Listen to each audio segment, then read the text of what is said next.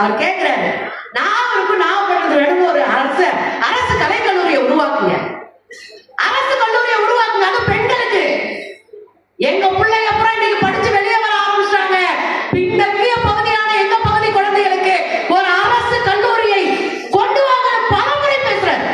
எனக்கு பெரிய ஆச்சரியம் தெரியுமா? அந்த பெண் குழந்தைகளுக்கு இப்ப தோழி விடுதி வந்திருக்கிற தொடர்களே, தோழி விடுதினா என்னது?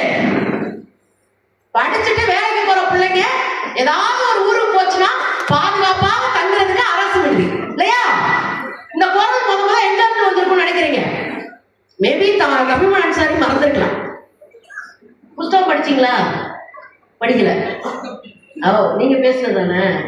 பேசுறதுலாம் எனக்கு மறந்தாலே மறந்துடும். நீங்க வேற இந்த புத்தகத்தை எடுத்துக்கொள்ள முடிச்சுவேன். சரி, ஊர் விட்டாயா? ஏன் விட்டு விட்டா போனது? பெரும் பொதுவா எதுக்கு பேப்பர் கொடுப்பாங்க சொல்லுங்க? 5 நிமிடத்தில் பேச்சை முடித்துக் கொள்ளுங்க. நமக்கு மட்டும் வித்தியாசமா பேப்பர் இருக்கு. அது மட்டும் இல்ல, சென்னையில பெண்கள் பொறியியல் கல்லூரி வேண்டும் என்று பேசினார். அதையும் வப்பாடு கையில எடுக்கணும். நான் படிச்சுட்டேன். பரிச்சை வச்சீங்கன்னா நான் தான் முதல் மார்க். உங்க புத்தகத்துல பரிச்சை வச்சா நான் தான் முதல் மார்க் எடுப்பேன். வப்பாடு அதை கையில எடுக்கணும். 1500 கோடி ரூபாய் சொத்து இல்ல, அரசு அதுல கையில எடுத்து நான் விடாம வச்சுக்கேன். அவருக்கு டவுட் வந்தா நான் சொல்லி கிளாரிட்டியா கொடுப்பேன். ஏன்னா நான் ரொம்ப நேரம் பேசினா அப்பதான் பயந்துருவாங்களே ஐயோ அப்படின்னு. அதுக்காக சொல்ல வரேன். இந்த தோழி விடுதி நான் சொன்னேன் இல்லையா, அந்த ப்ரொபோசல போட்டதே நம்மால் தான். கவிமன் அன்சாரி அவர்கள் தான் 2019ல இந்த ஒரு ப்ரொபோசல் வைக்கிறாரு. முன்னாடியே வைக்கிறாரு.